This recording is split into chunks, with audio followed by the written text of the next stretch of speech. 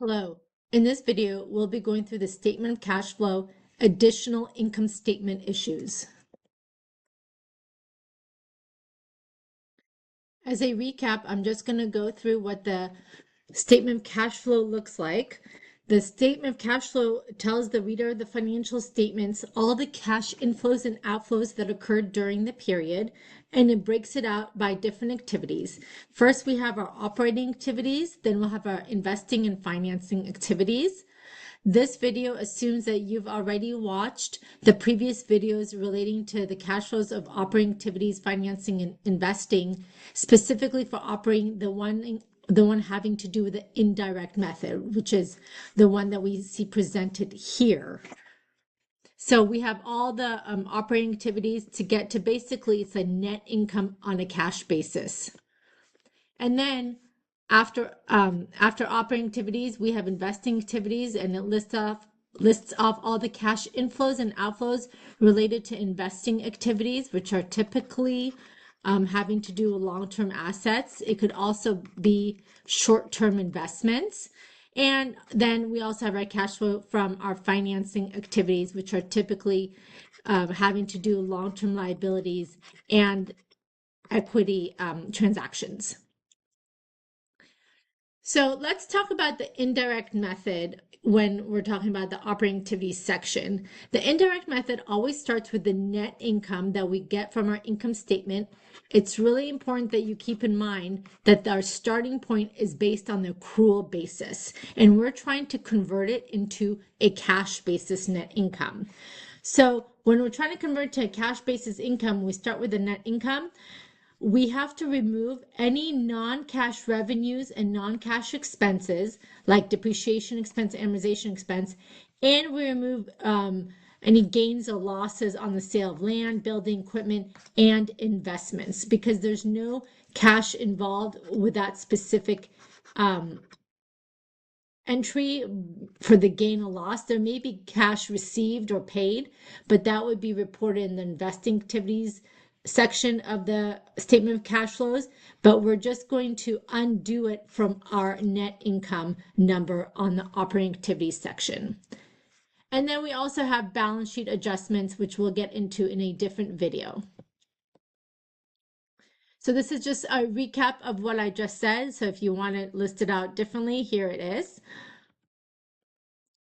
Okay, let's start getting into sort of just other types of income statement items that we need to adjust for purposes of the statement of cash flows using the indirect method. Okay, UBC recognized $25 in share-based compensation expense during the year.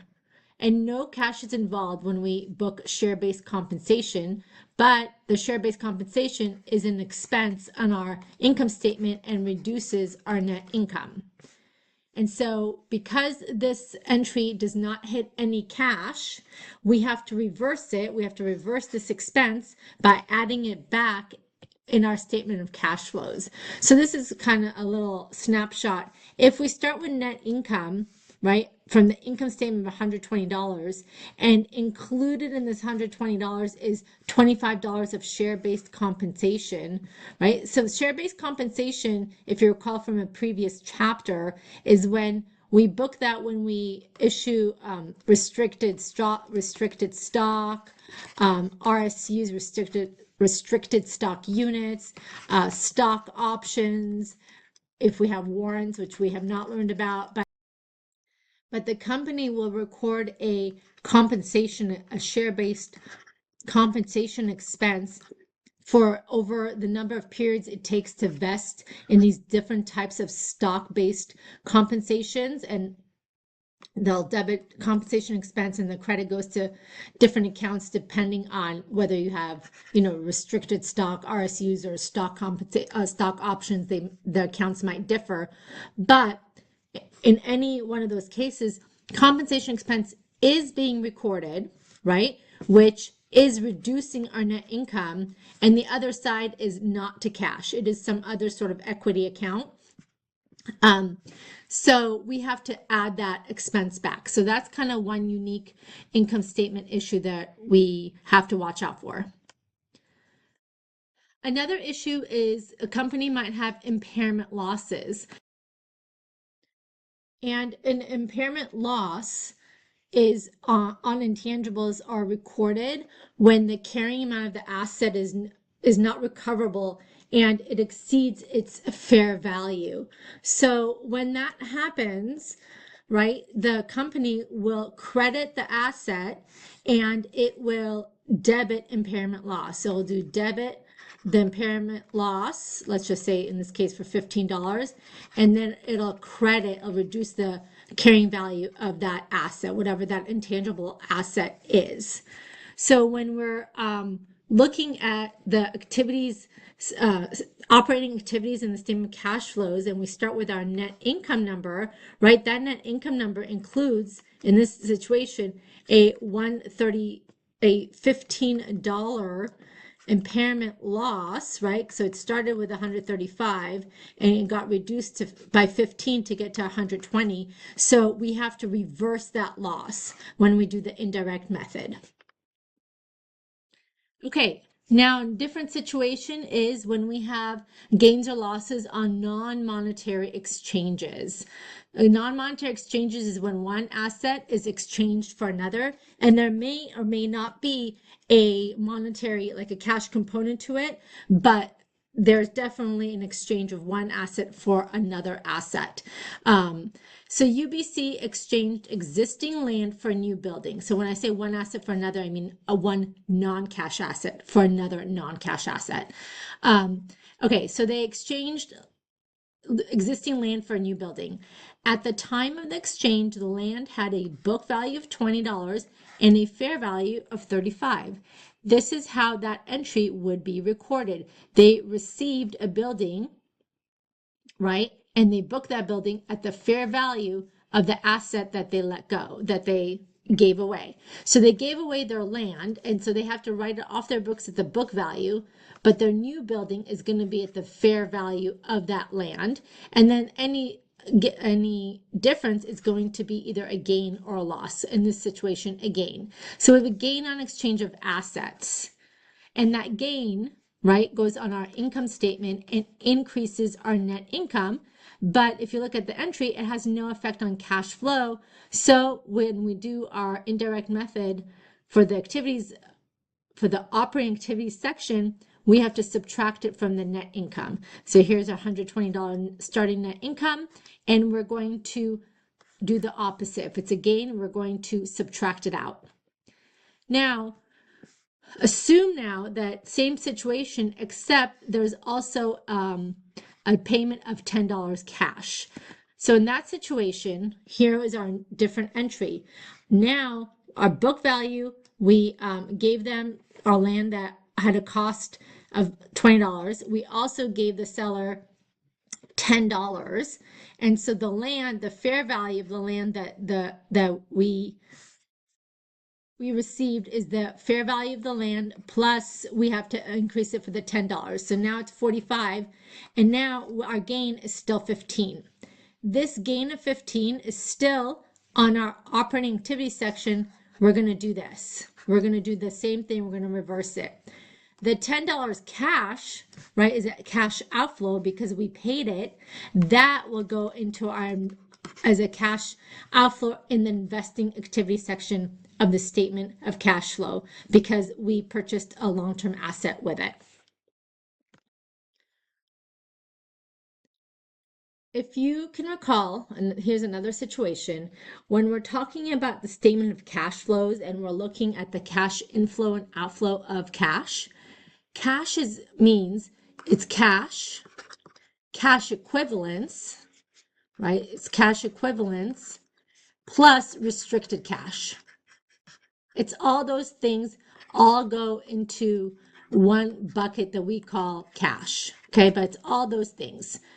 So cash equivalents, we've learned in previous videos, are really short-term investments that are highly liquid, which means they can be easily converted into cash, and there's minimal risk of loss in those short-term investments.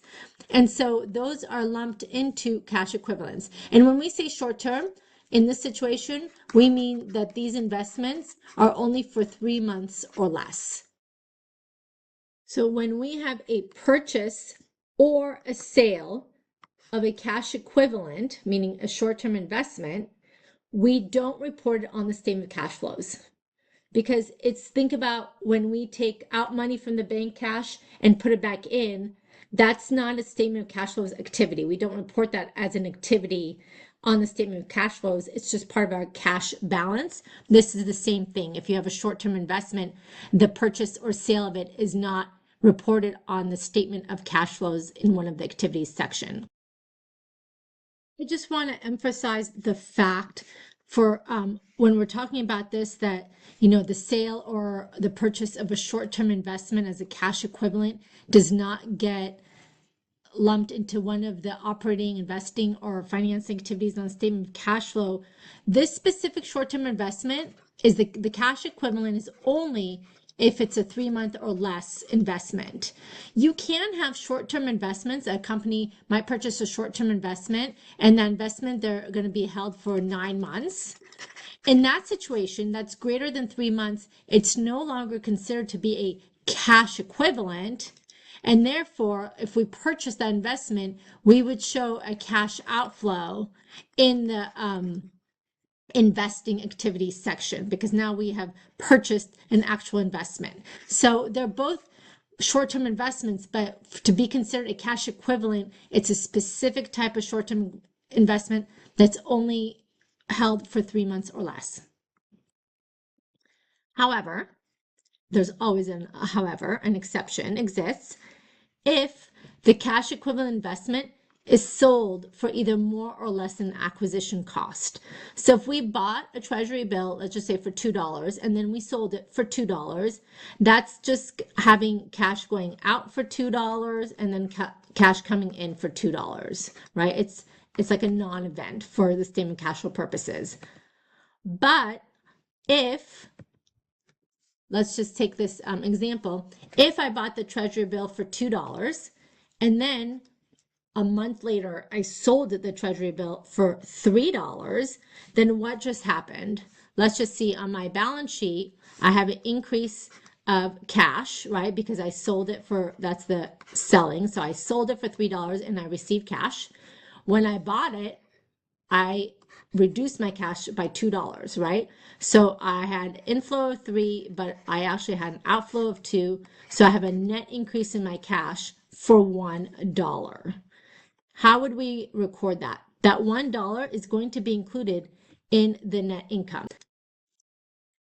Okay, so let's go over what happened here. When I purchased it, I'm going to debit treasury bill for $2 and credit cash for $2. Well, imagine this treasury bill is the same as cash. So imagine I cross this out and really just put cash on top. It's a debit and credit to $2. Nothing is happening, right? Now, when I sell it, I actually received $3. So I'm going to debit cash for $3 and credit treasury bill for $2, right? So now imagine again that this treasury bill is actually cash, the same as cash, right? So now, sorry, I'm not writing so well. The cash, I have $3, debit cash, $3, credit cash, $2. Well, that doesn't really, that doesn't balance. So because we have this gain. So we actually need to keep that gain in our income number to make this entry balance. And that gain is included in our net income number. If we were to reverse that gain, that means that we did not receive cash for that gain. But we actually did receive cash because we received $3 of cash, 2 of which is already a credit here, right? It's like we received 3 and got rid of 2. But then we did receive that additional $1 of cash. So we should keep that $1 in our net income and not back it out. It's kind of might seem confusing, but so if you deducted the gain, you would actually be undoing a real cash increase. Okay, let's move on to another situation when we have unrealized gains and losses having to do with a purchase of investments. Suppose UBC has an equity investment consisting of 10% ownership in the common stock of another company. Assume UBC's equity investment had an increase in fair value of $10 during the year. So when we have an equity investment of under 20%, we adjust that investment to fair value at the end of each period using an unrealized gain or loss account. So what we would do is, let's just say the value increased, right? The fair value increased at $10. So we would debit the fair value adjustment account, which is a contra investment account, a contra investment, a contra asset for the investment account, okay, by $10. And then we would credit unrealized gain for $10. And that this gain goes on the income statement. It's actual income on the income statement. But the other side of that entry did not go to cash. So we have to undo that gain, that unrealized gain. So we have to remove it from net income by subtracting it. A visual where we see the net income, right? The accrual basis net income, and we're going to undo that gain because that gain, right? We did have $110 of income, but then we increased it by that gain to get to this $120. So we're going to remove that $10 because it's non-cash. Now, same situation, except now suppose that UBC, the investor, acquired an equity method investment by purchasing 30% of the voting stock of another company. When we have equity method and we have 30%, anything between 20 to 50%, we adjust that investment account using the equity method. And I'll go briefly through it because I don't really expect you to remember how that is done because we did that several chapters ago. But during the current year, the investee had net income of $50 and paid dividends of $20. So investee is the company that we invested in. So let's just say we bought a 30% investment for $300,000. So we would debit investment, credit cash. Whenever this happened, right? This could be this year, this could be 4 years ago, whenever this did occur, this would be a cash outflow in the investing section of the statement of cash flows because we're buying an investment. An investment is a long-term asset. In this situation, it's a long-term asset. And so that's what would happen there.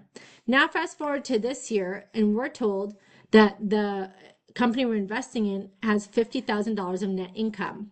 Using the equity method of income, the equity income method, what we would do is we would increase the value of our investment by 30% of the net income, so $15,000, right? 30% times 500,000.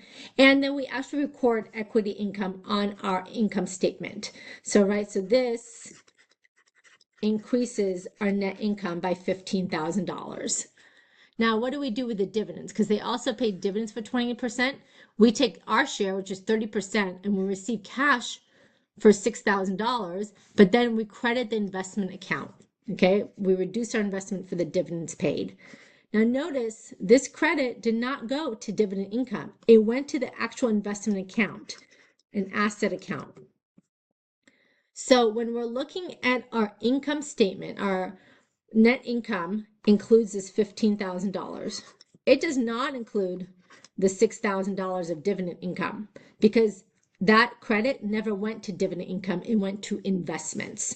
So when we have to adjust our net income number and make it into a cash basis income number, we have to reduce it by the $15,000, right? This $15,000, we have to remove that from our net income, but then we also have to increase it by $6,000 for the dividend income. So our net decrease will be $9,000. Which is how we see it here. Here's our starting point of net income, and we reduce it equity method income net of dividends. And these are just some of the not so typical adjustments that you might see in the statement of cash flows relating to the income statement items.